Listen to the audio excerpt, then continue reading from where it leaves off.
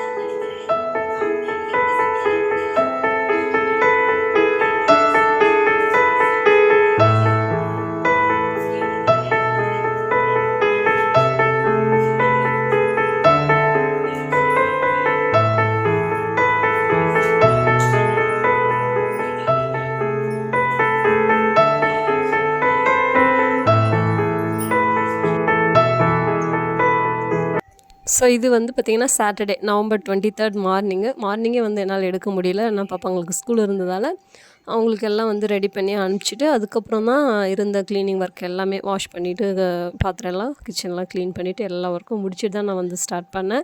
இன்றைக்கி எதுவும் ரொம்ப பெருசாலாம் எதுவும் பண்ணலை சாட்டர்டேன்றதுனால. ப்ளஸ் ஈவினிங் வந்து கோயிலுக்கு போவோம். ஸோ சிம்பிளாக தான் காலையில் வந்து பார்த்திங்கன்னா பாயாசம் செஞ்சுட்டு அதுக்கப்புறம் மார்னிங்கே வந்து பார்த்திங்கன்னா சாதம் வச்சுட்டேன். ஏன்னா பாப்பாங்களுக்கு வந்து லஞ்சுக்கு வந்து வறுத்து கொடுக்கணும் அப்படின்றதுக்காக ஒயிட் சாதம் வச்சுட்டு அதுக்கப்புறம் இருந்த பால்லாம் வந்து காய வச்சு எடுத்து வச்சுட்டேன்.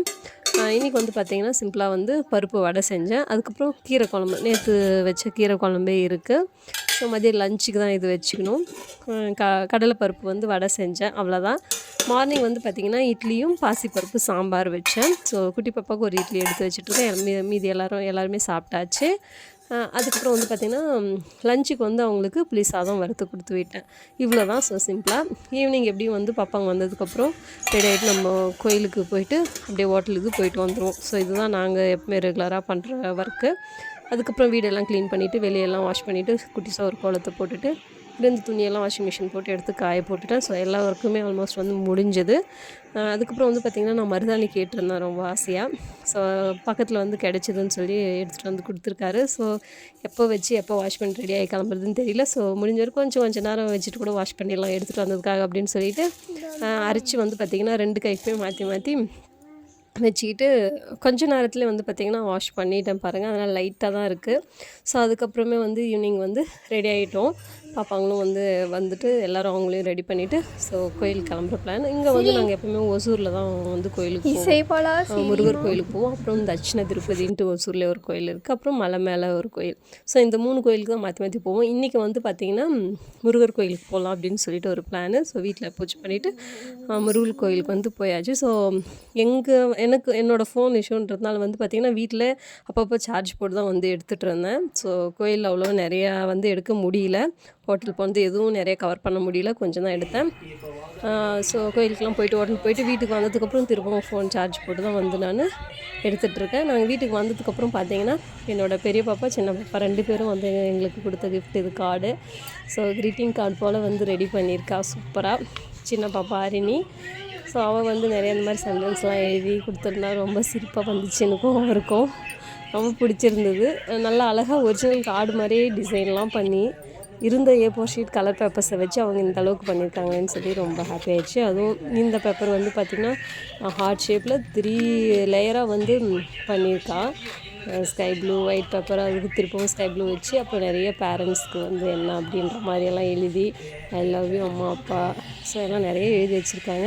எப்போ பார்த்தாலும் ரூம் சாத்திட்டு நாங்கள் உள்ளே படிக்கிறோமா அப்படின்னு சொல்லிட்டு இல்லை முன்னாடியே படிங்கன்னு சொல்லுவோம் ஹாலில். ஆனால் ஒரு 2-3 நாளாக வந்து ரூம் சாத்திட்டு நாங்கள் உள்ளே படிக்கிறோம் பாப்பா டிஸ்டர்ப் பண்ணுவோம் அப்படின்னு சொல்லிட்டு உள்ளே போயிட்டு படிச்சுட்டு இருந்தாங்க. ஸோ படிச்சுட்டு இருந்தாங்க நான் நினச்சேன். ஆனால் இதுதான் வந்து பண்ணியிருக்காங்க, எங்களுக்கு சர்ப்ரைஸாக பண்ணணும் அப்படின்னு சொல்லிட்டு இந்த கார்டெல்லாம் ரெடி பண்ணி வச்சுருக்காங்க போல் அந்த டைமில். ஸோ எப்போயுமே எங்கள் பிள்ளைங்க வந்து பார்த்திங்கன்னா பர்த்டேக்காக இருக்கட்டும், இந்த மாதிரி கல்யாண நாளுக்காக இருக்கட்டும், இது போல் கார்டு வந்து ரெடி பண்ணி கொடுத்துருவாங்க எனக்கும் அவருக்கும். ஸோ அவ்வளோ ஹாப்பியாகிடும் எங்களுக்கு. அதெல்லாம் ஒவ்வொன்றா பொறுமையாக நாங்கள் படிச்சுட்டு நானும் அவரும் வீடியோ எடுத்து வச்சுப்போம், ஃபோட்டோ எடுத்து வச்சு பத்திரமா அதை வச்சுப்போம். ஸோ இப்படி தான் எங்கள் குழந்தைங்க எங்களுக்கு விஷ் பண்ணிகிட்ருக்காங்க. ரொம்ப ஹாப்பி ஆகிடுச்சு. ஸோ இப்படி தான் எங்களோட வெட்டிங் ஆனிவர்சரி வந்து போச்சு இந்த டைம். ஸோ இந்த விலாக் உங்களுக்கு பிடிச்சிருந்ததுன்னா லைக் பண்ணுங்கள் ஃப்ரெண்ட்ஸ், மறக்காமல் கமெண்ட் பண்ணுங்கள். ஸோ நெக்ஸ்ட் விலாக் வீடியோவில் பார்க்கலாம். ஸோ இப்போ தான் நீங்கள் ஃபஸ்ட் டைம் என்னோடய வீடியோ பார்க்குறீங்கன்னா என்னோடய சேனலுக்கு சப்ஸ்கிரைப் பண்ணி சப்போர்ட் பண்ணுங்கள் ஃப்ரெண்ட்ஸ். தேங்க்ஸ் ஃபார் வாட்சிங். பாய்.